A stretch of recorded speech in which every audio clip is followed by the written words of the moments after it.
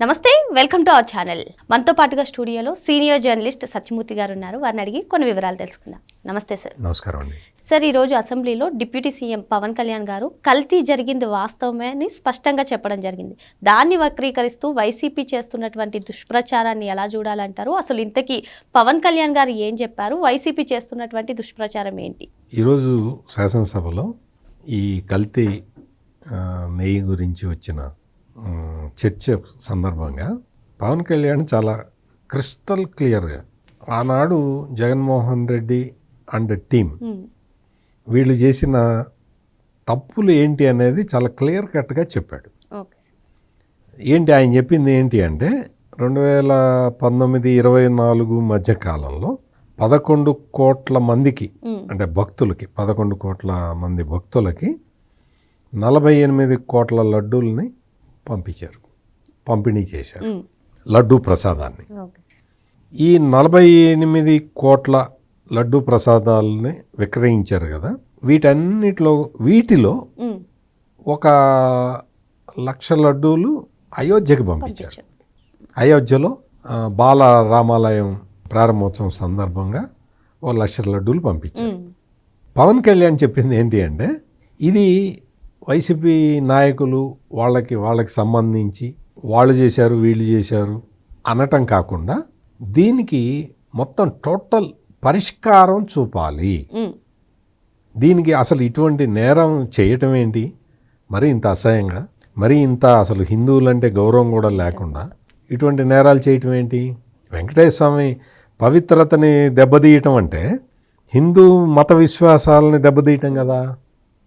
ఇవన్నీ చేయటం ఏంటి అని పవన్ కళ్యాణ్ చాలా స్పష్టంగా ఆయన చెబితే, దాన్ని ఈ వైసీపీ వాళ్ళు ఏమంటున్నారంటే, మధ్యలో ఒక సెంటెన్స్ ఉంది, ఏది పవన్ కళ్యాణ్ చెప్పింది, మనం ఆ వ్యక్తి చేశాడా ఈ వ్యక్తి చేశాడా అని కాదు, ఈ జరిగిన విధానం మొత్తాన్ని చూడాలి అంటే దాన్ని వాళ్ళకి ఆపాదించుకొని, ఇగో చూడు పవన్ కళ్యాణ్ మేము చేయలేదు, నేరం చేయలేదని చెప్తున్నాడు అని ప్రచారం చేస్తున్నారు. పవన్ కళ్యాణ్ ఏం చెప్పాడో మొత్తం ఒకసారి వినండి. పవన్ కళ్యాణ్ ఏ స్పిరిట్ తోటి చెప్పాడో వినండి. ఆయన హిందువుల మత విశ్వాసాలు దెబ్బతినకుండా ఉండాలి అన్న కాన్సెప్ట్లో ఉన్న వ్యక్తి పవన్ కళ్యాణ్.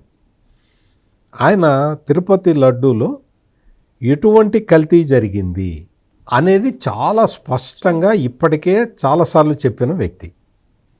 ఈ యానిమల్ ఫ్యాట్కు సంబంధించి ఆయన దగ్గర ఉన్న సమాచారం మేరకు ఆయన చెప్పాడు, ఆల్రెడీ ఇవన్నీ చెప్పాడు.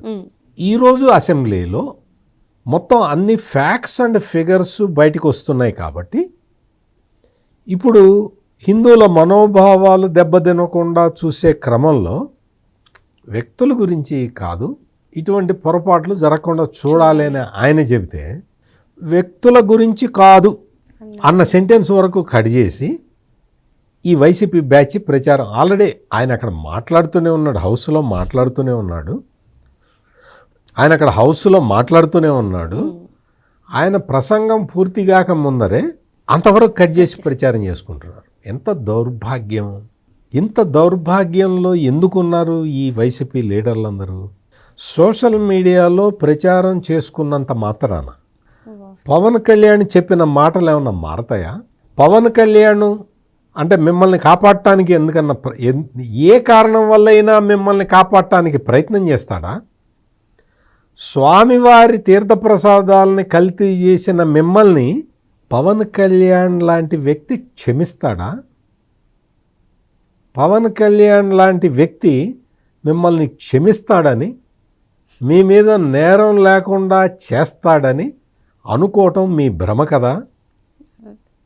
పవన్ కళ్యాణ్ అనే వ్యక్తి ఈ రోజున ఆయన మాట్లాడిన మాటలు, నీకు ఈ 48 కోట్ల లడ్డూలు విక్రయించావు కదా భక్తులకి, వాటిట్లో నుంచి 1,00,000 లడ్డూలు తీసి అయోధ్య పంపించావు కదా, ఆ 1,00,000 లడ్లు ఈ నెయ్యితో చేసినవే కదా అని ఆయన చెప్తూ ఉంటే, అంతకుముందు ఏం చెప్పాడు, వాళ్ళ గ్రేట్ లీడర్ పేరుని నాని, ఈ నెయ్యి లేదు మేము సపరేట్గా తెప్పించి పంపించాం అన్నాడు.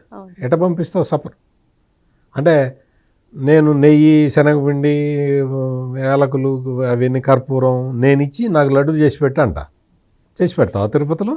తిరుపతి పోర్టులో నేను నా దినుసులు నేను ఇచ్చి నాకు కావలసిన లడ్డూలు నాకు కావలసిన పరిమాణంలో చేసుకునే వీలు ఉందా? మరి అట్లెట్టు చెప్తావు? అంటే నువ్వు అయోధ్యకి ఇదే జంతు కొవ్వు కలిసిన నెయ్యి వాడిన లడ్డూలు పంపించి దాన్ని సైడ్ ట్రాక్ చేయటానికి నువ్వేం చెబుతున్నావు? ఆయన తెలంగాణలో ఉంటాడు, ఆయన రామేశ్వరరావు ఆయన సపరేట్గా నెయ్యి తీసుకొచ్చి ఇచ్చి లక్ష లడ్డూలు తయారు చేయించి, ఆయన అప్పుడు జూపల్లి రామేశ్వరరావు ఆయన కూడా టీటీడీ బోర్డు మెంబర్ అనమాట. ఆయన సపరేట్గా నెయ్యి తెచ్చుకొని చేయించుకొని అవి అయోధ్యకి పంపించారని చెప్పాడు పేరుని నాని. అంటే ఎవరికి కావాల్సిన నెయ్యి వాడు తెచ్చుకుంటే నువ్వు చేసి పెడతావా? అసలైన మేము వాడే నెయ్యి కల్తీది కాదండి అని చెబుతావా? అవును సార్, మేము కల్తీ లడ్డే వాడతాము, కల్తీ నెయ్యే వాడి లడ్డు తయారు చేస్తున్నాం, మీకు కావాలంటే మీరు సపరేట్గా నెయ్యి తెచ్చుకొని చేసి పెడతానంటావా? అన్న బుద్ధి ఉందా మీకు? అసలు బుద్ధి జ్ఞానం ఏదైనా ఉన్నాయా? మీరు అయోధ్యకు పంపించిన లడ్లు వేరే నెయ్యితో చేశాము అని చెబితే ఈ నేరాన్ని ఒప్పుకున్నట్టేగా. ఈ రోజున మీరు నేరం చేశాను, వైవి సుబ్బారెడ్డి చెప్పాడు ఆల్రెడీ, మొత్తం ఇందులో కల్తీ కలిసింది అని చెప్పాడు. వైవి సుబ్బారెడ్డి ఒప్పుకున్నాడు, జగన్మోహన్ రెడ్డి కాదన్నాడు, మేమెవరం చేయలేదన్నాడు.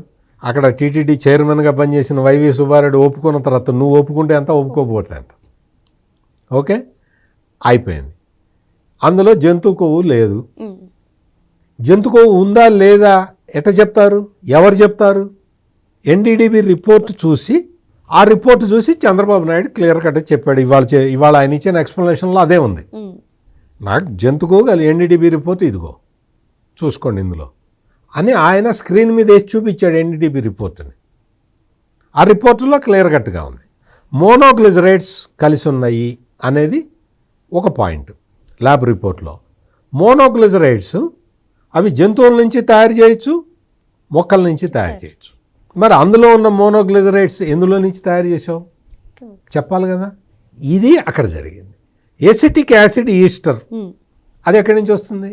అది జంతు సంబంధమైన పదార్థం అని ఇట్లా ఆయన పబ్లిక్లో, ఆయన అసెంబ్లీలో చెబితే ప్రజలకు అర్థమయ్యేలాగా ఈ పేటీఎం బ్యాచ్ చేస్తున్నది ఏంటి? పవన్ కళ్యాణ్ వ్యాఖ్యల్ని వక్రీకరించడానికి ప్రయత్నాలు చేస్తూ ఉన్నారు. ఈ రోజున పవన్ కళ్యాణ్ చాలా స్పెసిఫిక్గా వైసీపీ చేసిన అరాచకాలని, దుర్మార్గాల్ని ప్రశ్నించాడు. నీకు జూపల్లి రామేశ్వరరావు వీళ్ళందరూ మేము నెయ్యి తెచ్చి పేరుని నాని చెప్పాడు. జూపల్లి రామేశ్వరరావు వచ్చి నేను నెయ్యి ఇచ్చానని చెప్పలా, పేరుని నాని చెప్తున్నాడు. జూపల్లి రామేశ్వరరావు వచ్చి మాకు ఇస్తే నెయ్యి ఇస్తే చేశానని. ఇప్పుడు పవన్ కళ్యాణ్ ఆ విషయాన్ని స్పష్టంగా చెప్తూ ఉన్నాడు. అందే ఫ్లోర్ ఆఫ్ ది హౌస్ చెప్పాడు. దాన్ని వక్రీకరించాలి. ఎందుకంటే కూటమి గవర్నమెంట్లో తగదా పెట్టాలి. ఎట్ట పెడతావు? నీ వల్ల ఏమవుతుంది? నీకు ఏం చేతవుతుంది? అక్కడ క్లియర్ కట్గా పవన్ కళ్యాణ్ చెబుతూ ఉంటే పవన్ కళ్యాణ్ మాటల్ని వక్రీకరించే ప్రయత్నం ఈ వైఎస్ఆర్ కాంగ్రెస్ పార్టీ చేస్తున్నది. అంటే ఈ వైఎస్ఆర్ కాంగ్రెస్ పార్టీకి ఇంకా బుద్ధి రాలేదు.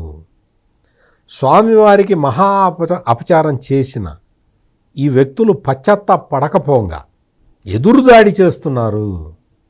అంటే వీళ్ళందరికీ కూడా హిందువులంటే అలుసు అయిపోయింది, అలుసుగా మారారు హిందువులు. మనం ఏం చేసినా సరే హిందువులు తిరుగుబాటు చేయరు. హిందువులందరూ కూడా వాళ్ళల్లో ఐక్యత ఉండదు. వాళ్ళని కులాల వారీగా విడగొడదాం, మొత్తం మన కులం వాళ్ళందరినీ మన వైపు తెచ్చుకుందాం, అంబటి రాంబాబుని వాడి కాపుల్ని దూరం చేద్దాం, జోగి రమేష్ను ప్రయోగించి బీసీలని దూరం చేద్దాం, నా కులం అంతా నాతోటే ఉంటుంది. ఎందుకు ఉంటుంది? నీ కులంలో, అంబటి రాంబాబు కులంలో, జోగి రమేష్ కులంలో మీరు వెంకటేశ్వర భక్తులు కాకపోవచ్చు, అందరూ వెంకటేశ్వర భక్తులే ఉంటారు కదా, అందరూ ఖచ్చితంగా వెంకటేశ్వర స్వామిని ఆరాధించే వాళ్ళు ఉంటారుగా. వాళ్ళందరూ నువ్వు కులం కార్డు వేస్తే నీ కులం కార్డుకి అట్రాక్ట్ అయ్యి నీ వైపు వస్తారు అనుకుంటున్నావా? ఎందుకు అంటే నువ్వు ఏదైనా చేయి, మతం జోలికి వచ్చి చాలా తప్పు చేశావు. చంద్రబాబు నాయుడు క్లియర్ కట్గా ఇవాళ అసెంబ్లీలో చెప్పింది అదే. ఇది కేవలం డబ్బుల కోసం జరిగిన కుంభకోణం కాదండి, ఇది హైందవ ధర్మాన్ని, హిందూ మతాన్ని పలచన చేయటానికి జరిగిన కుట్ర అని చెప్పి Chandrababu Naidu on the floor of the house clear కట్గా చెప్పిన తర్వాత ఇంకా సిగ్గుండాలి ఇటువంటి ప్రయత్నాలు చేసుకుంటూ, తప్పుడు ప్రచారాలు చేసుకుంటూ, పవన్ కళ్యాణ్ చెప్పిన మాటల్ని వక్రీకరించుకుంటూ ఇంకా ప్రచారం ఇంకా ఇంకా ఇంకా ప్రచారం చేసుకోవటానికి కనీసం సిగ్గన్నా పట్టలేదు వీళ్ళు. అసలు నెయ్యిలో కల్తీ చేయటమే సిగ్గుమాలినతనం కదా, వెంకటేశ్వర స్వామి ద్రోహం కదా. అటువంటి స్వామి ద్రోహం చేసి పశ్చాత్తాపం లేకపోగా ఇటువంటి ప్రయత్నాలు చేయటం అంటే అది నిజంగా ఈ రోజున హిందువులందరూ ఆలోచించాలి. హిందువులందరూ ఒక సంఘటిత శక్తిగా మారితే తప్ప మనం ఇటువంటి దుష్ట శక్తులను ఎదుర్కోవటానికి అంటే అది సాధ్యం కాదు. ఎందుకు అంటే వీళ్ళు జర్నలిస్టుల ముసుగులో కొంతమందిని ప్రయోగిస్తున్నారు, మేధావుల ముసుగులో కొంతమందిని ప్రయోగిస్తున్నారు ఇదే విష ప్రచారం చేయటానికి. కాంగ్రెస్ పార్టీకి సంబంధించి ఇప్పుడు కాంగ్రెస్ పార్టీలో ఉన్నాడో లేదో తెలియదు కానీ ఉండవల్లి అరుణ్ కుమార్ లాంటి మాజీ ఎంపీలని ప్రయోగిస్తున్నారు. ఇంకొక వైపు కేఏ పాల్ వస్తాడు. కేఏ పాల్ వచ్చి అతని అభిప్రాయం చెప్తాడు. నీకెందుకు, కేఏ పాల్కి ఏం సంబంధం చెప్తాడు. ఇంకొక ఆయన వెళ్ళి అంటే ఈ క్రైస్తవ సంఘాలకు సంబంధించిన వ్యక్తులు, ఒక ఐపీఎస్ ఆఫీసర్ కూడా ఉన్నాడు అందులో, అతను వెళ్ళి ప్రచారం చేస్తాడు. తిరుపతి లడ్డూలో జంతు కొవ్వు లేదు, లప్సా అనే కెమికల్ ఉందా లేదా చెప్పు, అది చెప్పు. జంతు కొవ్వు లేదనుకో నువ్వు చెప్పినట్టు, లప్సా కలపచ్చా అంటే ఈ క్రైస్తవుల ముసుగులో ఉన్నవాళ్ళు. నేను ఎందుకు క్రైస్తవుల ముసుగు అన్న పదాన్ని వాడుతున్నాను ఎందుకో తెలుసా? ఏ మతాన్ని, తనకు సంబంధించిన మతాన్ని సిన్సియర్గా ఫాలో అయ్యేవాడు ఎవడు కూడా పక్క మతాన్ని దూషించే కార్యక్రమం చేయడు. నా మతం నాకు గొప్పది లాగానే ఎవరి మతం వాళ్ళకు గొప్పగా కనపడుతూ ఉండదు. కనపడితేనే ఆ మతంలో ఉంటారు, లేకపోతే ఉండరు కదా. ఆ మతాన్ని ప్రాక్టీస్ చేస్తున్నాము అంటే ఆ మతం మీద గౌరవంతో, ఆ గౌరవం ఉన్న వ్యక్తి ఎవడైనా సరే పక్క మతాన్ని కించపరచడు. అది అన్రిటన్ రూల్ అది. అటువంటిది నువ్వు పక్క మతాన్ని కించపరుస్తున్నావు అంటే నీ మతాన్ని కూడా నువ్వు హైందవ ధర్మాన్ని నువ్వు కించపరుస్తున్నావు అంటే నువ్వు అనుసరించే మతాన్ని కూడా నీ మతం మీద నువ్వు చూపిస్తున్నది దొంగ ప్రేమే, అవసరార్థమే నువ్వు నీ మతాన్ని ప్రేమిస్తున్నావు అని అర్థం వస్తుంది. అదే ఇప్పుడు వీళ్ళందరూ కూడా హైందవ ధర్మం మీద దాడి చేస్తున్నారు. అందుకనే చంద్రబాబు నాయుడు ఈ తిరుపతిలో జరిగిన కల్తీ వ్యవహారం మీద ఇది ఒక ఆర్థిక నేరం మాత్రమే కాదు, మతం పట్ల జరిగిన కుట్ర అని చాలా స్పెసిఫిక్గా చెప్పాడు. అదే విషయానికి పవన్ కళ్యాణ్ కూడా కట్టుబడి ఉన్నాడు. పవన్ కళ్యాణ్ చెప్పిన విషయాలన్నీ కూడా ఈరోజు అసెంబ్లీలో ఆయన మాట్లాడిన విషయాలన్నీ కూడా చాలామంది అప్రిషియేట్ చేస్తున్నారు, ఎక్సెప్ట్ ఈ బ్యాచ్. మరో అంశంతో మళ్ళీ కలుద్దాం. Thank you sir. నమస్కారం అండి.